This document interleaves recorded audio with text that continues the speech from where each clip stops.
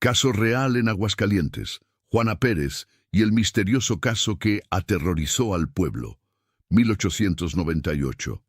Hola queridos suscriptores, bienvenidos una vez más a nuestro canal. Antes de comenzar con esta escalofriante historia real que marcó para siempre el estado de Aguascalientes, no olviden suscribirse y activar la campanita de notificaciones. También déjenos en los comentarios desde dónde nos están viendo y a qué hora.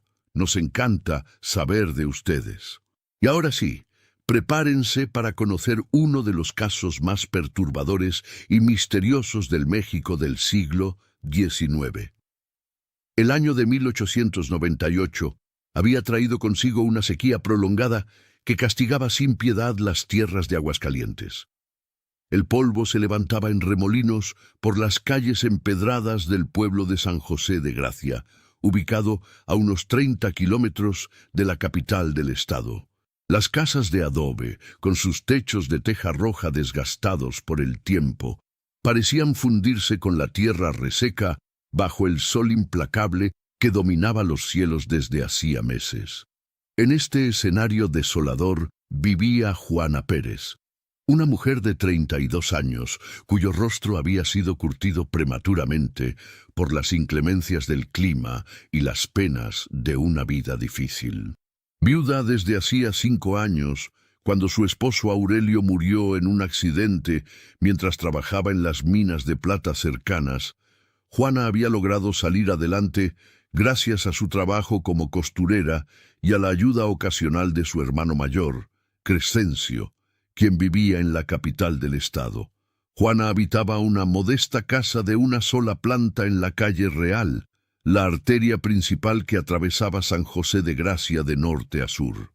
La vivienda heredada de sus padres tenía un pequeño patio trasero donde cultivaba quelites, nopales y una mata de chiles que luchaba por sobrevivir a pesar de la falta de agua.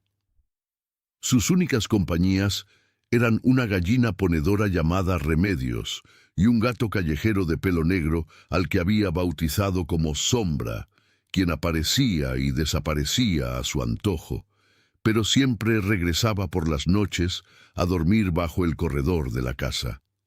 La rutina de Juana era invariable como el paso del sol. Despertaba antes del amanecer, encendía el brasero de carbón en la cocina y preparaba un café de olla con canela que había aprendido a hacer de su madre. Mientras el agua hervía, alimentaba a Remedios y dejaba un plato de leche para Sombra en el rincón del patio. Después, se sentaba en su pequeño taller, ubicado en la sala principal de la casa, donde tenía instalada una máquina de coser Singer que había comprado de segunda mano con los ahorros de varios años. Su clientela consistía principalmente en las mujeres del pueblo, desde las esposas de los comerciantes más prósperos hasta las trabajadoras de la hacienda cercana que necesitaban remendar sus vestidos de trabajo. Juana tenía fama de ser rápida y pulcra en su trabajo, además de cobrar precios justos que no asfixiaban los presupuestos familiares ya de por sí ajustados. Su especialidad eran los vestidos de niña para las primeras comuniones y los trajes de bautizo, delicados trabajos que realizaba con paciencia infinita y una meticulosidad que rayaba en la perfección. Los habitantes de San José de Gracia la conocían como una mujer reservada pero amable, que siempre tenía una sonrisa para los niños del vecindario y que no se metía en chismes ni problemas ajenos. Acudía religiosamente a la misa de 7 de la mañana en la iglesia de San José, una construcción colonial de cantera rosa que dominaba la plaza principal del pueblo. Después de la misa, compraba lo necesario en el mercado local y regresaba a su casa para continuar con su trabajo. Sin embargo, a finales de octubre de 1898, los vecinos comenzaron a notar cambios extraños en el comportamiento de Juana. Doña Carmen Villalobos, quien vivía en la casa contigua y compartía el muro medianero, fue la primera en percatarse de que algo no andaba bien. Durante varias noches consecutivas, escuchó ruidos extraños provenientes del patio de Juana. Sonidos de palas cavando, movimiento de tierra y lo que parecían ser conversaciones en voz baja, aunque ella vivía sola. Era muy raro. Le contaría después doña Carmen al padre Eusebio, párroco del pueblo. Escuchaba que cavaba y cavaba, como si estuviera haciendo un pozo, pero ya teníamos pozo comunitario en la plaza. ¿Para qué iba a querer otro? Y luego esas voces, juraría que hablaba con alguien, pero cuando me asomaba por encima del muro, solo la veía a ella, siempre sola. El padre Eusebio Mendoza era un hombre de mediana edad, originario de Zacatecas, que había llegado a San José de Gracia hacía 10 años para hacerse cargo de la parroquia. Conocía a cada uno de sus feligreses por nombre y apellido, sus problemas, sus alegrías y sus secretos más íntimos. Juana Pérez siempre le había parecido una mujer equilibrada y devota, por lo que las preocupaciones de doña Carmen despertaron su interés. Decidió hacer una visita pastoral a Juana, pretextando bendecir su casa para el mes de noviembre, dedicado a las ánimas del purgatorio. Cuando llegó a la casa de la calle Real, encontró a Juana visiblemente nerviosa y demacrada. Había perdido peso de manera notable, tenía ojeras profundas y sus manos temblaban ligeramente mientras le servía agua de Jamaica. «¿Cómo se encuentra, hija mía?», le preguntó el padre Eusebio con genuina preocupación. «Los vecinos me han comentado que la han visto trabajar muy tarde en las noches, y usted sabe que una mujer sola debe cuidarse». Juana evitó su mirada y se limitó a responder con monosílabos. Cuando el sacerdote intentó bendecir el patio trasero, ella se interpuso nerviosamente, explicando que había plantado semillas nuevas y no quería que se pisotearan.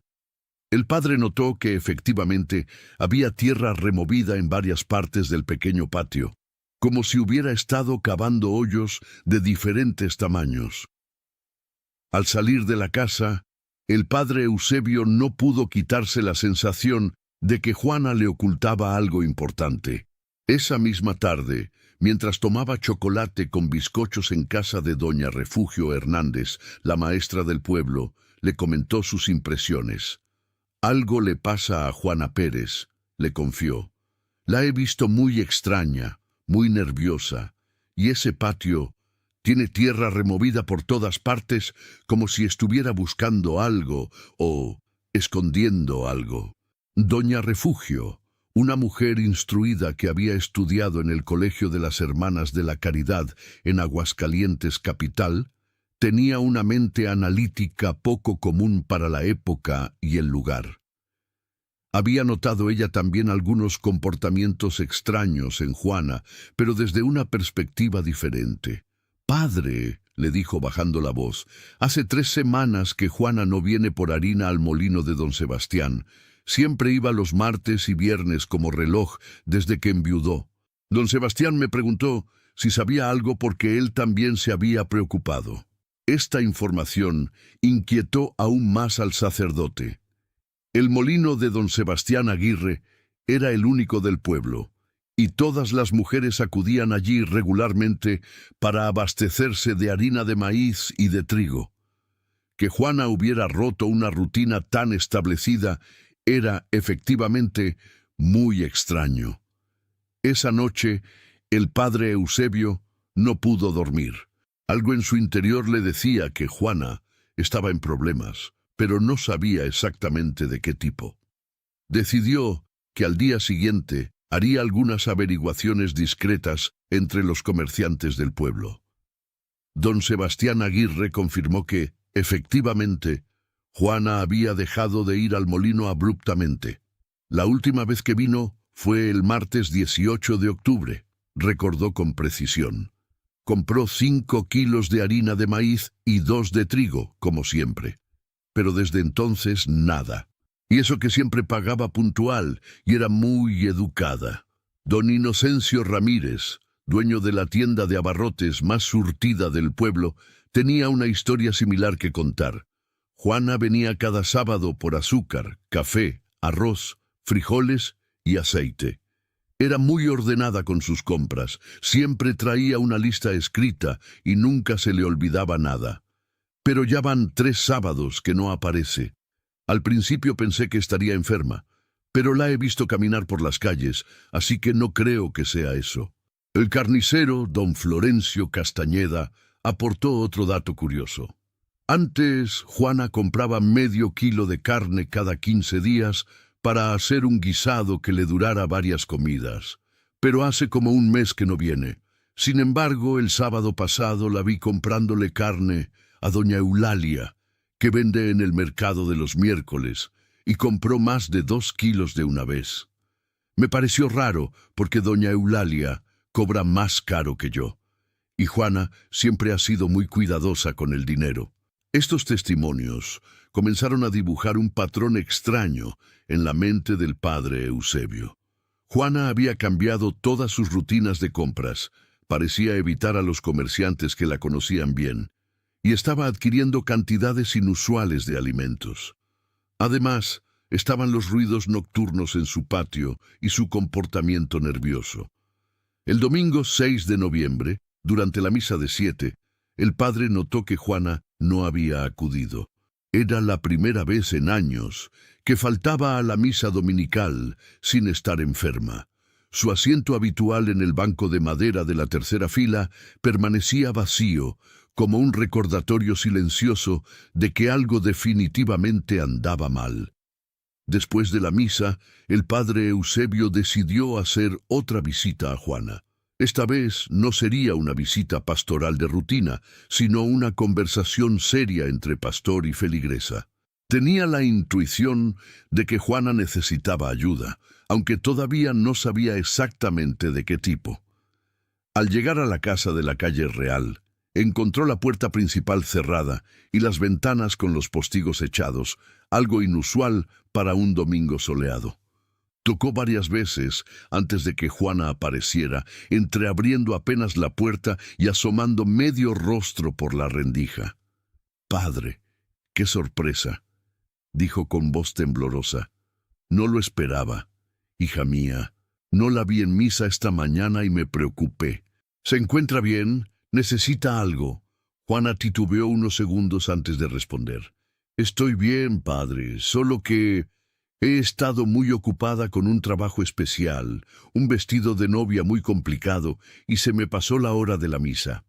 El padre Eusebio conocía las mentiras piadosas de sus feligreses, y esta definitivamente era una. En primer lugar, no había bodas programadas en el pueblo para las próximas semanas. Además, Juana nunca trabajaba los domingos por respeto al Día del Señor. «¿Puedo pasar, Juana? Me gustaría platicar con usted un momento». La mujer se puso visiblemente nerviosa y comenzó a jugar con el borde de su rebozo. «Padre, la verdad es que tengo la casa muy desordenada por el trabajo y me da pena que la vea así. ¿No podríamos platicar otro día?» Esta respuesta confirmó las sospechas del sacerdote. Juana siempre había sido muy pulcra y ordenada, y jamás habría permitido que alguien, mucho menos el párroco, viera su casa en malas condiciones. «Hija», insistió con voz suave pero firme, «creo que usted necesita hablar con alguien. Sé que algo la está perturbando, y estoy aquí para ayudarla, sin juzgarla y sin regañarla. Lo que sea que esté pasando, podemos encontrar una solución juntos». Los ojos de Juana se llenaron de lágrimas, pero mantuvo la puerta entreabierta. «Padre, le agradezco mucho su preocupación, pero le aseguro que estoy bien. Solo necesito un poco más de tiempo para terminar lo que tengo que hacer». «¿Y qué es lo que tiene que hacer, Juana?». La pregunta quedó flotando en el aire tibio de esa mañana de noviembre. Juana miró hacia el interior de su casa, como si alguien más pudiera estar escuchando la conversación, y luego volvió a fijar su vista en el padre. «No puedo decirle ahora, padre, pero le prometo que cuando termine vendré a confesarme con usted y le contaré todo. ¿Puede esperarme unos días más?». El padre Eusebio sintió un escalofrío recorrer su espalda. La forma en que Juana había pronunciado la palabra confesarme sugería que tenía algo grave que confesar, algo que la estaba atormentando día y noche. Juana, si ha cometido algún pecado, no importa cuán grande sea, Dios siempre perdona al que se arrepiente verdaderamente. No tiene que cargar sola con esa culpa. Lo sé, padre, respondió ella en un susurro. Pero primero tengo que hacer las cosas bien. Tengo que poner todo en orden antes de poder descansar. Después de esta conversación, el padre Eusebio salió de la casa con más preguntas que respuestas. La forma de hablar de Juana, sus ojos hundidos y nerviosos, su extrema delgadez y, sobre todo, esa referencia a poner todo en orden, le causaron una profunda inquietud. Esa misma tarde decidió conversar con don Jacinto Morales, el comisario del pueblo, un hombre de confianza que había demostrado ser discreto y eficiente en el manejo de los pocos problemas de orden público que ocasionalmente surgían en San José de Gracia. Don Jacinto era un hombre corpulento de unos 50 años, con bigote espeso y manos callosas por el trabajo en el campo, antes de asumir el cargo de representante de la autoridad civil.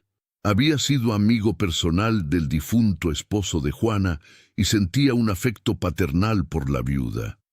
«Padre», le dijo después de escuchar el relato, «yo también he notado cosas raras. Mi mujer me comentó que Juana anda comprando cal en grandes cantidades. Fue a la casa de don Rutilio, que vende materiales de construcción, y compró 10 costales de cal viva. Cuando don Rutilio le preguntó para qué la necesitaba, ella le dijo que iba a blanquear toda su casa por dentro y por fuera». Esta información alarmó profundamente al padre Eusebio. La cal viva tenía usos muy específicos. Se utilizaba para la construcción, para desinfectar y, en casos extremos, para acelerar la descomposición de materia orgánica. Si Juana había comprado 10 costales, definitivamente no era para blanquear las paredes de su modesta casa. «Don Jacinto», preguntó el sacerdote, «¿usted cree que deberíamos investigar más a fondo lo que está pasando?» El comisario se rascó el mentón pensativamente. «Padre, uno no quiere meterse en los asuntos privados de la gente, pero si hay algo que pueda poner en peligro a Juana o a otros vecinos, tenemos la obligación de actuar. ¿Qué propone?» «Creo que deberíamos vigilar discretamente la casa durante las noches. Si los vecinos escuchan ruidos de excavación, tal vez podamos averiguar qué está haciendo exactamente». Don Jacinto asintió. «Le pediré a mi yerno Epifanio que me ayude. Es joven y puede quedarse despierto sin problemas. Haremos guardias alternas para ver qué pasa en casa de Juana durante la noche». Esa noche comenzó la vigilancia informal de la casa de Juana Pérez. Epifanio Sandoval, un joven de 23 años recién casado con la hija menor de don Jacinto, se apostó discretamente en la esquina de la calle Real, desde donde podía observar tanto la entrada principal como el patio trasero de la casa de Juana. Lo que presenció esa primera noche de vigilancia superó todas las expectativas y temores. Alrededor de la medianoche, cuando el pueblo dormía en silencio, Juana salió al patio trasero, cargando algo pesado envuelto en un zarape. Con gran esfuerzo, lo arrastró hasta una esquina del patio donde había estado cavando días anteriores. Epifanio pudo ver cómo la mujer comenzó a cavar furiosamente, haciendo un hoyo de aproximadamente 2 metros de largo por 1 de ancho. El trabajo le tomó más de 1 hora, y cuando terminó, depositó el bulto envuelto en zarape dentro de la excavación. Luego procedió a cubrirlo con tierra y cal viva, trabajando hasta casi el amanecer. Cuando Epifanio le reportó estas observaciones a don Jacinto, ambos llegaron a la misma conclusión aterradora. Juana estaba enterrando algo o alguien en su patio trasero. La pregunta que quedaba era ¿qué o quién estaba enterrando y por qué? Don Jacinto decidió que era momento de involucrar a las autoridades superiores. Envió un mensaje urgente a Aguascalientes capital solicitando la presencia de un inspector judicial que pudiera manejar el caso con la seriedad que requería. Mientras tanto, continuaron la vigilancia discreta, documentando cada movimiento sospechoso de Juana. Durante las siguientes 2 noches, el patrón se repitió. Juana salía al patio alrededor de la medianoche, cavaba nuevos hoyos en diferentes partes del terreno y enterraba más bultos envueltos en telas o sarapes. Cada vez usaba generosas cantidades de cal viva para cubrir sus excavaciones. El miércoles 10 de noviembre llegó a San José de Gracia el inspector judicial Ramón Villareal, un hombre experimentado de unos 40 años, que había manejado casos criminales complejos en la capital del estado. Después de escuchar los testimonios del padre Eusebio, don Jacinto y Epifanio, decidió que había suficientes indicios para justificar una investigación oficial. «Señores», les dijo después de revisar todas las evidencias, «lo que ustedes me describen sugiere que la señora Pérez podría estar involucrada en actividades criminales de naturaleza grave. Sin embargo, necesitamos proceder con cautela para no alertarla antes de tiempo y para proteger cualquier evidencia que pueda existir». El inspector decidió realizar una vigilancia profesional durante una noche más, antes de proceder con una orden de cateo. Esa noche, acompañado de don Jacinto y 2 auxiliares que había traído de la capital, se apostó en posiciones estratégicas alrededor de la casa de Juana. A las 11:47 de la noche, las luces se encendieron en la casa de la calle Real. Juana salió al patio cargando otro bulto, notablemente más pequeño que los anteriores. Los observadores notaron que parecía estar llorando mientras cavaba y que en varias ocasiones se detuvo para limpiarse las lágrimas con el dorso de la mano. Esta vez, antes de depositar el bulto en el hoyo, lo desenvolvió parcialmente. A la luz de la luna llena, el inspector pudo distinguir claramente lo que parecía ser ropa de niño, una pequeña camisa blanca y unos pantaloncitos de manta. El horror de la situación se hizo evidente. Juana estaba enterrando los cuerpos de niños en su patio. Al amanecer del 11 de noviembre de 1898, el inspector Villareal se presentó en la casa de Juana Pérez con una orden de cateo firmada por el juez de primera instancia de Aguascalientes. La acompañaban don Jacinto, el padre Eusebio, un médico forense llegado de la capital y varios testigos respetables del pueblo. Juana abrió la puerta con resignación, como si hubiera estado esperando este momento. Su aspecto era deplorable, había perdido mucho peso, tenía el cabello descuidado y sus ojos mostraban una expresión de profundo cansancio y desesperación. «Señora Pérez», le dijo el inspector con voz firme pero no hostil, «tengo una orden judicial para registrar su propiedad. Hay indicios de que aquí se han cometido actos criminales». Juana no opuso resistencia. Simplemente se sentó en una silla de madera en su sala y comenzó a llorar en silencio, meciendo su cuerpo hacia adelante y hacia atrás, como si tratara de consolarse a sí misma. El registro del interior de la casa no reveló nada fuera de lo normal, pero cuando llegaron al patio trasero, la evidencia era abrumadora. El terreno estaba plagado de montículos de tierra fresca mezclada con cal viva. El olor acre de la cal se mezclaba con otro olor más perturbador, dulzón y nauseabundo, que el médico forense identificó inmediatamente como el de la descomposición. «Señores», anunció el doctor Laureano Vázquez después de examinar el patio, «aquí hay múltiples entierros recientes, por lo menos 6 o 7 excavaciones diferentes. Vamos a necesitar comenzar las exhumaciones de inmediato». El proceso de exhumación comenzó esa misma mañana y se extendió durante 3 días completos. Lo que encontraron superó los peores temores de los investigadores.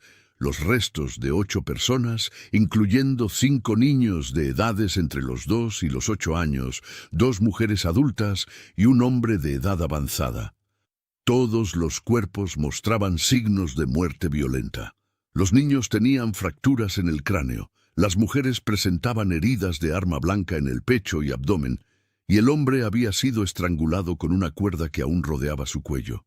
Durante todo el proceso de exhumación, Juana permaneció sentada en su sala, custodiada por don Jacinto, sin mostrar sorpresa ante los hallazgos.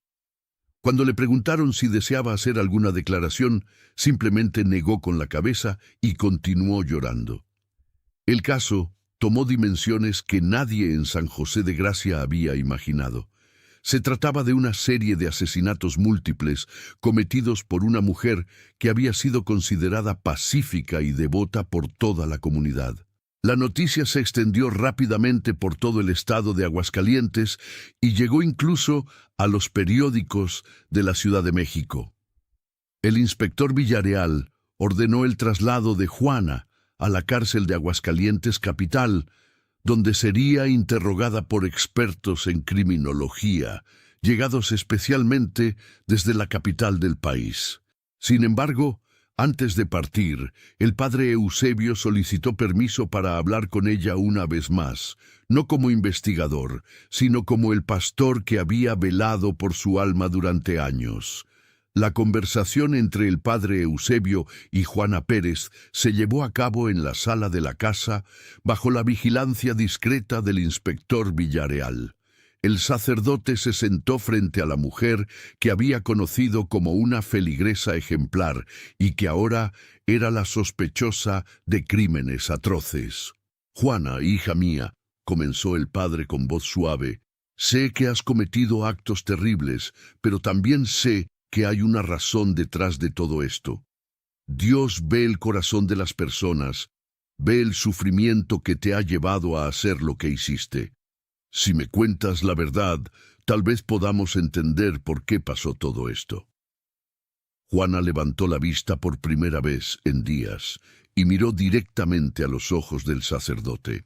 En su mirada había una mezcla de dolor, culpa y algo que el padre reconoció como alivio, como si finalmente pudiera compartir el peso terrible que había estado cargando sola. «Padre», dijo con voz ronca, «usted no va a poder entender lo que le voy a contar. Nadie va a poder entenderlo, pero ya no puedo seguir guardando este secreto». El padre Eusebio se inclinó hacia adelante, preparándose para escuchar una confesión que sabía cambiaría para siempre su comprensión de la naturaleza humana y del mal que puede anidar en los corazones más insospechados. «Cuéntame todo, Juana, desde el principio». Juana respiró profundamente, se secó las lágrimas con el dorso de la mano y comenzó a relatar una historia que aterrorizaría a los habitantes de Aguascalientes durante décadas. «Todo comenzó el día que murió mi Aurelio», empezó con voz temblorosa. «No fue un accidente en la mina, padre. Lo mataron. Y yo sé quién fue». Esta revelación tomó por sorpresa tanto al padre como al inspector, quien aguzó el oído sin perder una sola palabra de la confesión. Aurelio había descubierto que don Macedonio Rubalcaba, el dueño de la mina, estaba robando plata y vendiéndola por su cuenta, sin reportarla a los socios de la capital. Mi marido era el encargado de llevar los libros de producción y se dio cuenta de que las cifras no cuadraban. Cuando confrontó a don Macedonio, éste lo amenazó de muerte si hablaba con alguien. Juana hizo una pausa, reviviendo evidentemente uno de los momentos más dolorosos de su vida. Aurelio me contó todo esa noche. Estaba muy asustado, pero también muy enojado.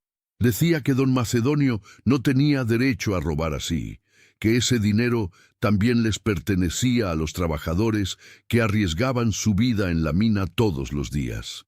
Decidió que iba a denunciarlo ante las autoridades de la capital. El padre Eusebio recordaba vagamente el accidente que había costado la vida al esposo de Juana. Oficialmente se había reportado como un derrumbe accidental en uno de los túneles de la mina. Aurelio había quedado sepultado bajo toneladas de roca y tierra, y su cuerpo nunca se había recuperado completamente. 2 días después de nuestra conversación, continuó Juana, me llegó la noticia de que Aurelio había muerto en un accidente, pero yo sabía que no había sido un accidente. Don Macedonio había cumplido su amenaza. «¿Pero cómo pudiste estar segura, hija mía?», preguntó el padre suavemente. «Porque esa misma noche, don Macedonio vino a mi casa. Me dijo que lamentaba mucho la muerte de mi esposo, pero que era mejor que me olvidara de cualquier conversación que hubiera tenido con Aurelio sobre los negocios de la mina. Me ofreció dinero, bastante dinero, para que mantuviera la boca cerrada y para que pudiera sobrevivir sin mi marido». Juana se levantó de la silla y comenzó a caminar nerviosamente por la pequeña sala. Sus manos temblaban mientras continuaba con su relato. «Yo le dije que no quería su dinero sucio, que iba a ir a las autoridades y contarles todo lo que Aurelio había descubierto. Don Macedonio se puso furioso. Me dijo que si hablaba, no solo me iba a pasar lo mismo que a mi marido, sino que también les iba a pasar a todas las personas que yo quisiera». El inspector Villarreal tomaba notas meticulosamente, documentando cada detalle de esta confesión, que estaba revelando un crimen mucho más complejo de lo que habían imaginado inicialmente. «Me amenazó específicamente», continuó Juana, «con hacerle daño a mi hermano Crescencio, a mis sobrinos, e incluso a algunos niños del pueblo que yo había ayudado cuando sus familias pasaban necesidades. Me dijo que tenía ojos y oídos en todas partes, y que si yo abría la boca, él se iba a encargar de que todos ellos pagaran por mi traición». La historia que estaba emergiendo comenzaba a dar un contexto completamente diferente a los crímenes descubiertos en el patio de Juana. El padre Eusebio, sin embargo, todavía no podía entender la conexión entre las amenazas de don Macedonio y los cuerpos enterrados en el patio. «Juana», preguntó cuidadosamente, «¿qué relación tienen esas amenazas con las personas que encontramos enterradas en tu patio?». Los ojos de Juana se llenaron nuevamente de lágrimas, y su voz se quebró al continuar. «Don Macedonio no era solo un ladrón, padre. Era mucho peor que eso. Durante los siguientes meses después de la muerte de Aurelio, comenzaron a desaparecer personas en el pueblo y en los ranchos cercanos. Primero fue la pequeña Lupita Hernández, la hija de doña Socorro. Luego desapareció doña Matilde González, la que vendía tamales en la plaza. Después fue el abuelo Cleofas, el que cuidaba el ganado de la hacienda». Juana hizo otra pausa, respirando con dificultad antes de continuar con la parte más terrible de su historia. «Yo sabía que don Macedonio estaba detrás de estas desapariciones, pero no podía probarlo, hasta que una noche él llegó a mi casa trayendo el cuerpo de la pequeña Lupita».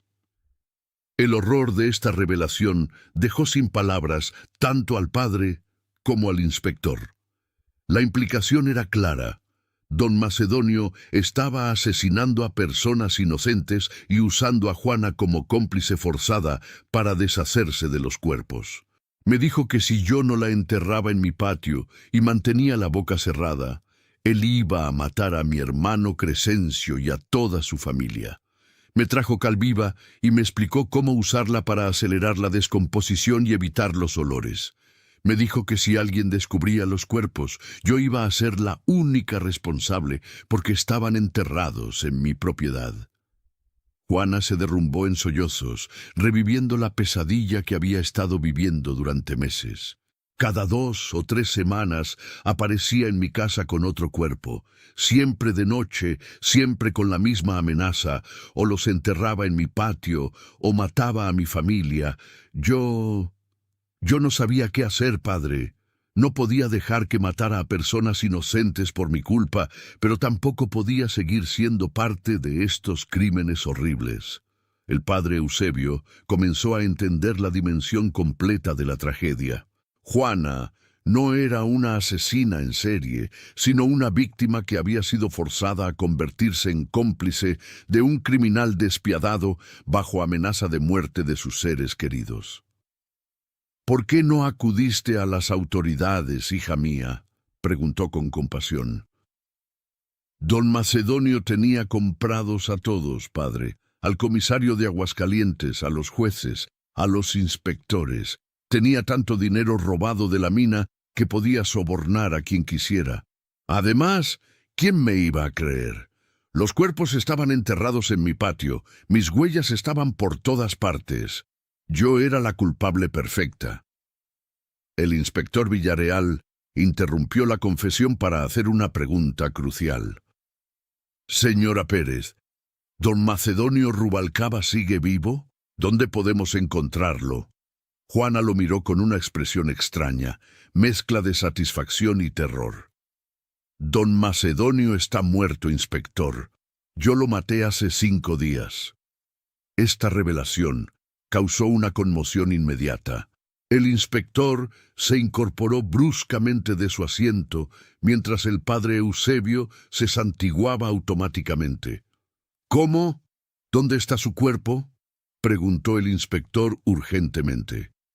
«Era el último cuerpo que enterré», respondió Juana con voz pausada. «El hombre mayor que encontraron en el patio. Ese era don Macedonio». Juana procedió entonces a relatar los eventos de los últimos días que habían llevado al final trágico de esta pesadilla que había durado meses.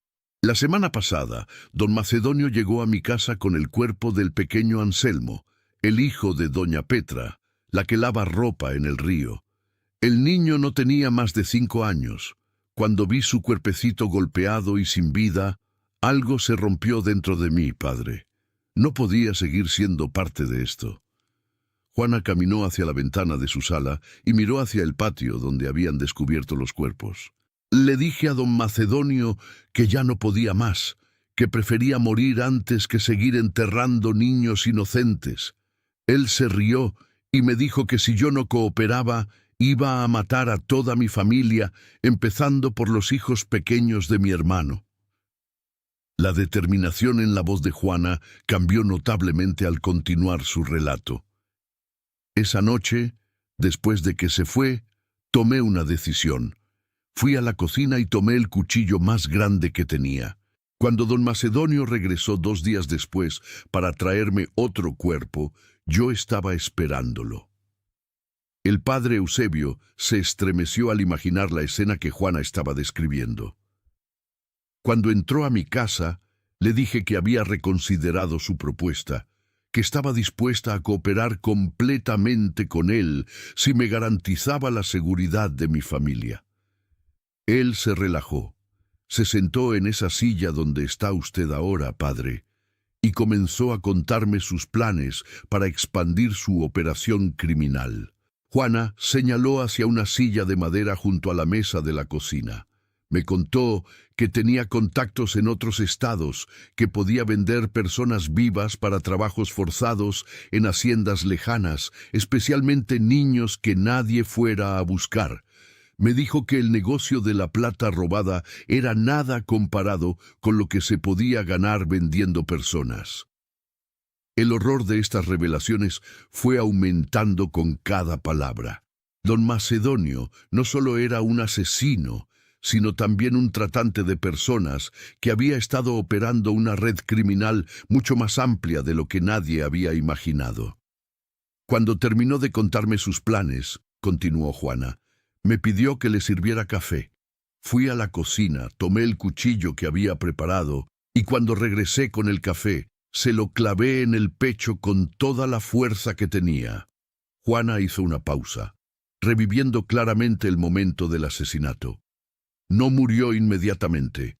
Trató de gritar, pero le tapé la boca con un trapo. Luchó conmigo por varios minutos, pero estaba perdiendo mucha sangre. Finalmente dejó de moverse. El inspector tomaba notas furiosamente, documentando cada detalle de esta confesión extraordinaria. Después de que murió, continuó Juana, registré sus bolsillos y encontré una libreta donde tenía anotados los nombres de todas las personas que había matado, las fechas y los lugares donde había vendido a otras que seguían vivas. También tenía una lista de autoridades a las que había sobornado, con las cantidades exactas de dinero. Esta información podría ser crucial para desmantelar toda la red criminal de don Macedonio y para hacer justicia por todos los crímenes que había cometido. ¿Dónde está esa libreta ahora?, preguntó urgentemente el inspector. La escondí debajo del piso de mi cocina, junto con el dinero que don Macedonio traía consigo. Sabía que cuando encontraran los cuerpos iba a necesitar esa evidencia para demostrar que yo no era la verdadera criminal. El inspector inmediatamente ordenó a sus auxiliares que registraran debajo del piso de la cocina. Efectivamente, encontraron una caja de metal que contenía la libreta mencionada por Juana, junto con una considerable cantidad de dinero en oro y plata y varios documentos que implicaban a funcionarios corruptos de diferentes niveles de gobierno. La libreta de don Macedonio resultó ser una evidencia devastadora.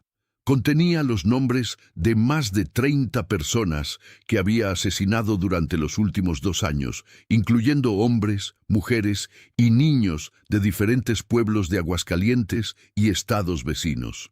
También detallaba la venta de al menos 15 personas vivas a haciendas remotas donde eran forzadas a trabajar en condiciones de esclavitud.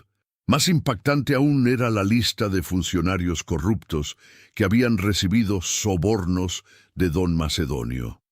Incluía al comisario principal de Aguascalientes, 2 jueces de primera instancia, varios inspectores judiciales y hasta un diputado del Congreso Estatal. El caso de Juana Pérez se convirtió rápidamente en un escándalo que sacudió todo el sistema judicial y político de Aguascalientes. La evidencia encontrada en su casa no solo la exoneró de ser la verdadera criminal, sino que también desmanteló una red de corrupción que se extendía hasta los niveles más altos del gobierno estatal. Sin embargo, legalmente, Juana todavía enfrentaba cargos serios. Había admitido haber asesinado a don Macedonio, y aunque había sido bajo circunstancias extremas, técnicamente había cometido homicidio. Además, había sido cómplice forzada en el encubrimiento de múltiples asesinatos.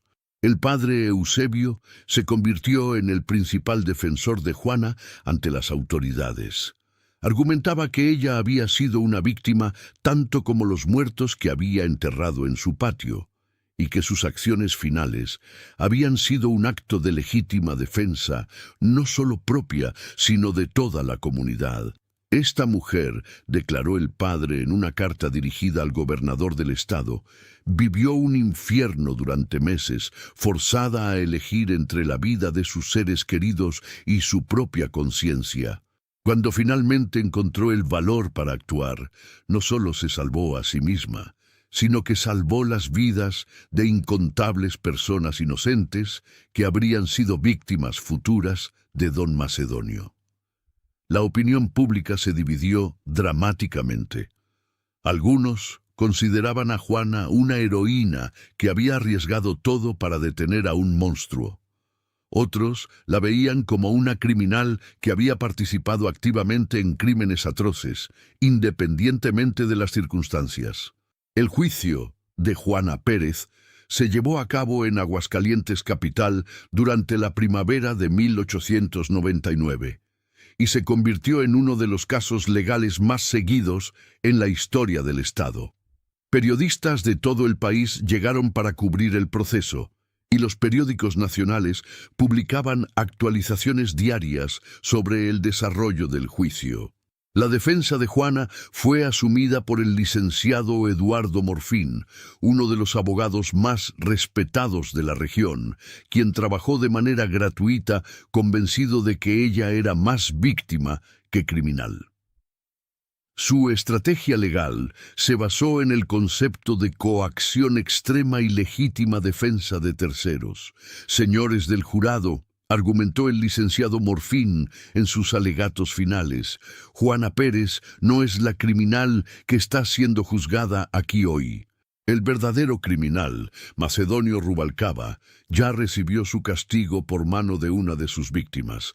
Esta mujer actuó bajo una coacción tan extrema que cualquiera de nosotros habría hecho lo mismo para proteger a sus seres queridos.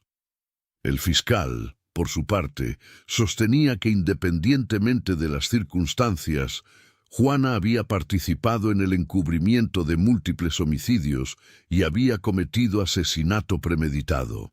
Argumentaba que había tenido múltiples oportunidades de buscar ayuda de las autoridades y que su decisión de tomar la justicia por sus propias manos no podía ser excusada. El juicio duró 3 semanas, durante las cuales desfilaron docenas de testigos. Los vecinos de San José de Gracia testificaron sobre el carácter ejemplar de Juana antes de estos eventos. Familiares de las víctimas de don Macedonio dieron testimonios desgarradores sobre sus seres queridos desaparecidos. Funcionarios corruptos que habían sido expuestos por la libreta de don Macedonio fueron arrestados y también enfrentaron juicio. El momento más dramático del juicio llegó cuando Juana tomó la palabra para dirigirse directamente al jurado. Con voz temblorosa pero firme, relató nuevamente su historia, pero esta vez se enfocó en el sufrimiento de las víctimas inocentes cuyas vidas había tratado desesperadamente de salvar. «Señores del jurado», dijo con lágrimas en los ojos, «cada noche durante estos meses he visto las caras de esos niños inocentes en mis pesadillas. No pido que me perdonen por lo que hice, porque yo misma no me he podido perdonar. Solo pido que entiendan que cuando maté a don Macedonio no lo hice por venganza, sino para evitar que siguiera destruyendo vidas inocentes». El veredicto del jurado llegó después de 2 días de deliberación. Por unanimidad, encontraron a Juana culpable de homicidio, pero con circunstancias extremadamente atenuantes. La recomendaron para la máxima clemencia posible bajo la ley. El juez, tomando en cuenta las recomendaciones del jurado y la evidencia de coacción extrema, condenó a Juana a 5 años de prisión, pero inmediatamente suspendió la ejecución de la sentencia, condicionándola a realizar trabajos comunitarios supervisados en San José de Gracia. La decisión fue recibida con beneplácito por la mayoría de la población, que consideraba que Juana había pagado suficiente por sus acciones y que merecía la oportunidad de reconstruir su vida. Juana regresó a San José de Gracia en el verano de 1899, pero encontró un pueblo transformado por los eventos de los meses anteriores. Su casa había sido sellada por las autoridades durante la investigación, y muchos vecinos, aunque comprensivos con su situación, no podían evitar sentir incomodidad por los recuerdos terribles asociados con la propiedad. El padre Eusebio, quien había sido su principal defensor durante todo el proceso, la ayudó a encontrar una nueva vivienda en una casa más pequeña al otro lado del pueblo. La comunidad, gradualmente, la aceptó de vuelta, reconociendo que había pagado un precio terrible por haber sido forzada a participar en los crímenes de don Macedonio. Como parte de su sentencia de trabajos comunitarios, Juana fue asignada a ayudar en el cuidado de huérfanos y viudas del pueblo.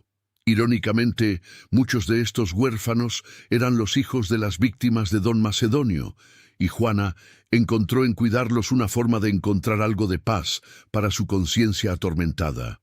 Con los años, Juana se convirtió en una figura respetada en San José de Gracia. Su experiencia terrible la había convertido en una defensora férrea de los derechos de las mujeres y los niños, y frecuentemente ayudaba a otras personas que se encontraban en situaciones de abuso o coacción. El caso también tuvo repercusiones políticas importantes. La evidencia encontrada en la libreta de don Macedonio llevó a la destitución de varios funcionarios corruptos y a una reforma significativa del sistema judicial de Aguascalientes. Se implementaron nuevas medidas de supervisión para prevenir la corrupción y se crearon mecanismos para que las víctimas de coacción pudieran buscar ayuda de manera segura. La mina donde había trabajado el esposo de Juana fue cerrada temporalmente mientras se investigaban las operaciones financieras fraudulentas de don Macedonio. Posteriormente fue reabierta bajo nueva administración, con mejores condiciones de trabajo y salarios más justos para los mineros.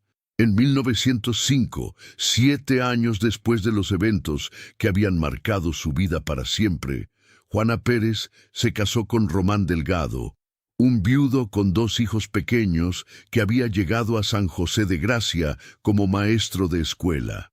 Román había conocido la historia completa de Juana y había decidido que su pasado no definía quién era realmente. La pareja adoptó oficialmente a 3 de los huérfanos que Juana había estado cuidando como parte de su trabajo comunitario, y juntos formaron una familia unida y amorosa.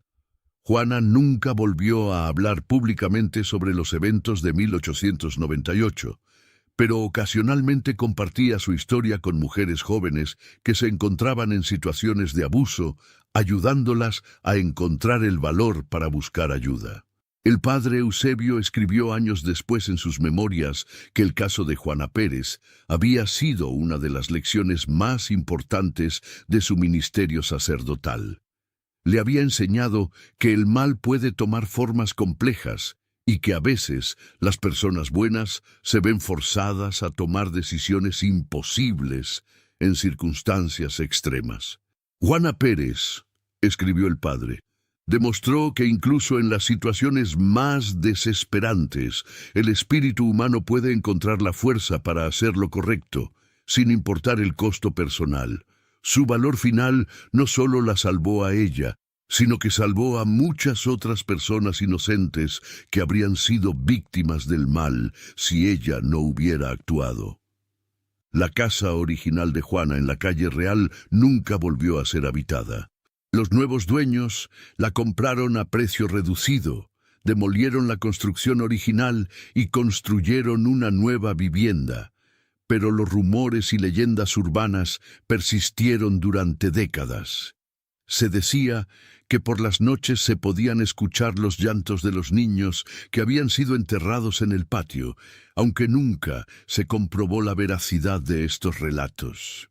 La historia de Juana Pérez se convirtió en parte del folclore local, transmitida de generación en generación como una historia de horror, pero también de redención y valor. Con el tiempo, los aspectos más terribles de los eventos fueron suavizándose en la memoria colectiva, mientras que la imagen de Juana como una mujer valiente que había enfrentado circunstancias imposibles se fortaleció. En 1920, cuando México atravesaba los últimos años de la Revolución, Juana y su esposo se mudaron a Guadalajara, donde abrieron una pequeña escuela para niños de familias trabajadoras. Juana aplicó las lecciones dolorosas de su experiencia para crear un ambiente educativo donde los niños vulnerables pudieran sentirse seguros y protegidos. Murió en 1934, a los 68 años, rodeada de su familia adoptiva y de los cientos de estudiantes cuyas vidas había tocado positivamente durante sus últimos años. En su funeral, el padre de la parroquia local leyó una carta que ella había escrito años antes, dirigida a ser leída después de su muerte. A quienes escuchen esta historia en el futuro, no permitan que el mal prevalezca por miedo al costo de enfrentarlo. Yo pagué un precio terrible por mi silencio inicial, y ese precio lo pagaron personas inocentes con sus vidas. Si alguna vez se encuentran ante la injusticia, no esperen a que alguien más actúe. El valor no es la ausencia de miedo, sino actuar correctamente a pesar del miedo. El caso de Juana Pérez estableció varios precedentes legales importantes en México. Fue uno de los primeros casos donde se reconoció oficialmente el concepto de coacción extrema como atenuante en casos de homicidio y también contribuyó a la creación de las primeras leyes específicas contra la trata de personas en el país. Más importante aún, el caso demostró la necesidad de crear mecanismos de protección para testigos y víctimas de crímenes organizados. Las reformas implementadas en Aguascalientes después del escándalo se convirtieron en modelo para otros estados del país. En San José de Gracia, el recuerdo de Juana Pérez evolucionó con el tiempo. Las generaciones que habían vivido los eventos terribles de 1898 gradualmente dieron paso a nuevas generaciones que conocían la historia principalmente a través de relatos transmitidos oralmente. Con cada nueva versión, la historia se fue transformando, pero siempre mantuvo sus elementos centrales. Una mujer ordinaria forzada a tomar decisiones extraordinarias y el triunfo final del bien sobre el mal. En 1948, 50 años después de los eventos, el pueblo de San José de Gracia erigió una pequeña placa conmemorativa en la plaza principal. No específicamente para recordar los crímenes, sino para honrar a las víctimas inocentes que perdieron la vida a manos de don Macedonio Rubalcaba. La placa llevaba una inscripción simple: en memoria de quienes murieron sin justicia y en honor de quienes encontraron el valor para buscarla. Juana Pérez nunca fue mencionada por nombre en la placa, pero todos en el pueblo sabían que ella había sido la persona que finalmente había traído justicia, aunque a un costo personal devastador. La historia también tuvo un impacto duradero en el padre Eusebio Mendoza. Después de los eventos de 1898, desarrolló un programa pastoral específico para ayudar a personas que se encontraban en situaciones de abuso o coacción. Creó una red secreta de refugios temporales en conventos y casas de familias de confianza, donde las víctimas podían buscar ayuda sin temor a represalias. Este programa, conocido discretamente como la Red de Santa Refugio, operó durante décadas y ayudó a cientos de personas a escapar de situaciones de violencia doméstica, abuso laboral y otros tipos de coacción. Muchos de los métodos desarrollados por el padre Eusebio fueron posteriormente adoptados por organizaciones de derechos humanos en todo México. El inspector Ramón Villarreal, quien había dirigido la investigación original, también fue profundamente impactado por el caso. Se especializó en crímenes contra personas vulnerables y desarrolló nuevas técnicas de investigación que tomaban en cuenta las complejidades psicológicas de las víctimas que habían sido forzadas a participar en actividades criminales. Sus métodos de investigación, que priorizaban la comprensión del contexto completo de un crimen antes de hacer juicios sobre la culpabilidad de los sospechosos, se convirtieron en estándar en el sistema judicial mexicano y fueron enseñados en las primeras escuelas de criminología del país. La mina de plata, donde había trabajado el esposo de Juana, se convirtió eventualmente en una cooperativa de trabajadores, uno de los primeros experimentos exitosos de propiedad obrera en México. Los trabajadores utilizaron parte de las ganancias para establecer un fondo de apoyo para las viudas y huérfanos de mineros, asegurando que ninguna familia volviera a encontrarse en la situación desesperante que había enfrentado Juana. En los archivos judiciales de Aguascalientes, el expediente del caso Pérez Rubalcaba se convirtió en material de estudio para generaciones de abogados y criminólogos. El caso era citado frecuentemente en debates sobre justicia, moralidad y las circunstancias que pueden llevar a personas ordinarias a cometer actos extraordinarios.